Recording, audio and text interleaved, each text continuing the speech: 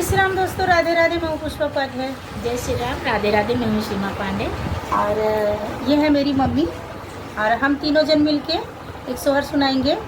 आज मेरी भैया की लड़की का छठी है, तो उसी पे हम लोग एक सोहर सुना रहे हैं।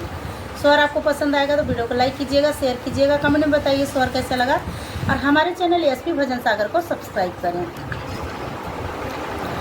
जुग जुग जिया सुललनवा भवनवा के भाग जागल हो, ललना लाल हुई है कुलवा के दीपक, मनवा में आस लागल हो।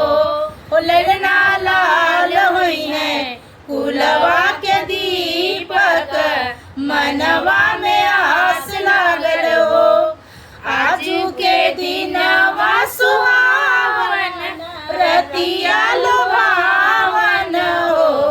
ललना दीदिया के होरिला जनम ले, होरिलवा बड़ा सुंदर हो।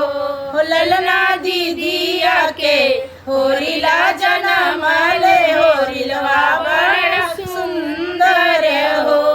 नकिया हवे जैसे बाबूजी के, अखिया हमाई के हो। ललना मुहावाट चनवा सुरुजवाट, सगरो जोर भैले हो। ललना मुहावाट चदवा सुरुजवाट, सगरो जोर। नाची नाची गावेली बहिनिया, ललन के खिलावेली हो।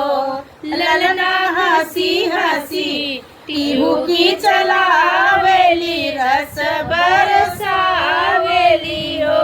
ललना हंसी हंसी टीहू की चलावेली, रस बरसावेली हो। जुग जुग जिया सुललनवा भवनवा के भाग जागल हो। ललना लाल हुई है कुलवा के दीपक, मनवा